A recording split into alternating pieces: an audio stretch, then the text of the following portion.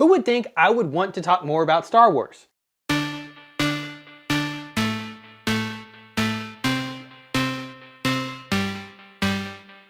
I'm going to start doing recaps and reviews of all the Star Wars material released in a month. This is only going to be material that has never been released before, so if a new retelling of Episode 4 comes out, I'm not going to mention it. Another example is the Rogue One comic that is currently being released. It does have a few new canon tidbits that aren't in the movie, but not enough to mention it, at least in my opinion. This being said, let's dive into what came out in June of 2017. The only new canon material released in June were new comics, and I'm going to go through them in Star Wars canon chronological order. First up is Darth Maul number 4. I've personally been enjoying the Darth Maul comic, mainly because it has one of my favorite characters from the Clone Wars, Cad Bane, in the series. The 4th issue dealt with the team of bounty hunters and Maul being stranded on a planet. They are being chased by a group of individuals who wanted to buy the young Jedi Padawan. The group of bounty hunters and Maul split up to draw the chasers out, and the story provided is a fun issue of the comic. The dynamic between Maul and the Padawan was well done, and the inner monologue with Maul could be a turnoff, but it is handled very well. This is a series you should check out if you like the prequel era stories, and hopefully the comics and books start to dive into more of this time period. The comics set up the final issue of the short run series well, with the fight looming between Maul and the Jedi. Next up are the first 2 issues of the new Darth Vader comic. This is the best of the canon to be released this month. Both issues are good, with the second being slightly better than the first. The second issue had Vader going in search of a Jedi to battle so he can steal the Kyber crystal from their lightsaber. The first issue had Vader battle the Emperor because of Padme's death. He felt the Emperor promised to save her and then failed to deliver. It was a great tie-in to the end of Episode 3 and felt like a natural continuation of the story. There is a very interesting canon tidbit brought up in the second issue. Vader must find a Jedi that was not part of the Purge, and the practice of Barrage is introduced. Vader says in the comic the practice involves a Jedi cutting themselves off from anything related to the Order. Vader then says it is a type of penance. My big takeaway from this introduction relates to Episode 8, The Last Jedi. Could Luke be practicing Barrage because of Ben falling to the dark side? This would help explain why he left and why he cut himself off. It would also explain why he did not return once he felt the destruction of Hosnian Prime. I want to know more about this practice, and hopefully it is explored more in the comic. The rest of the second issue was also really well done, with Vader going up against a group of clone troopers to get the information he needs. It shows how much Vader is embracing his dark nature by ruthlessly killing troops he used to work with.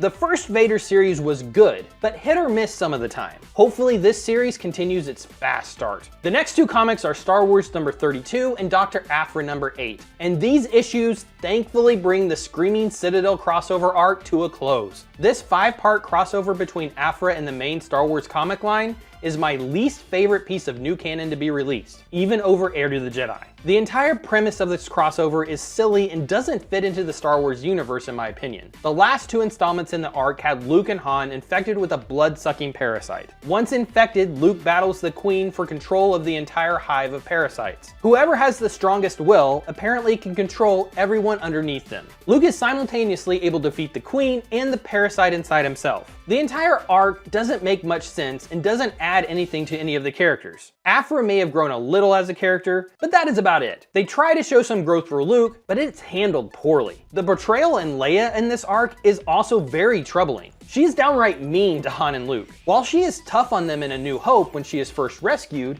she quickly shows a softer side. The portrayal in this arc has none of her good nature and is a departure from who her character is. Hopefully both series get back on track after this run. The last 2 comics come from the Poe Dameron series. One is the annual and the next finishes the Star Wars Speed movie arc. The annual was an okay story, and it gave some good interactions between Poe and Leia. It keeps building on Poe being the heir apparent to take over leading the Resistance. The adventure Poe went on was a little far-fetched, but most of the adventures in this series have been this way. The comic has a strange tone, and I haven't liked most of the writing. The story arcs have been hit or miss, but they've been getting better. The annual issue was one and the same. The interactions with Leia were good, the actual adventure was just okay. The 16th issue of the series finished up an arc with Poe and Black Squadron trying to acquire fuel for the Resistance. They are on a ship which can't slow down or it will explode. It's the movie Speed set in Star Wars. The squadron is able to turn the tables on the First Order and win the day. How the squadron were able to overcome their issues was a little too convenient and easy, but it wasn't horrible either. This arc has just been okay, with the 15th issue from last month a standout in how it handled Leia and the tribute it paid to her character in a very subtle way. I keep waiting for the comic as a whole to take a step forward, but I'm not sure it will with the current writers. The series will have moments like in the 15th issue and the annual with Leia, then have silly adventures during the next few pages. I don't mind a Saturday morning cartoon vibe. I just was hoping for something a bit more from the series. This is it for the canon for June. July has more comics, the Forces of Destiny's web series, and the book Inferno Squadron. Keep on the lookout for my update next month. Comment and let me know what your new favorite canon material was from the month of June. Do you think Luke is taking part in Baresh? Like, share, subscribe, and all that fun stuff. Thanks for watching.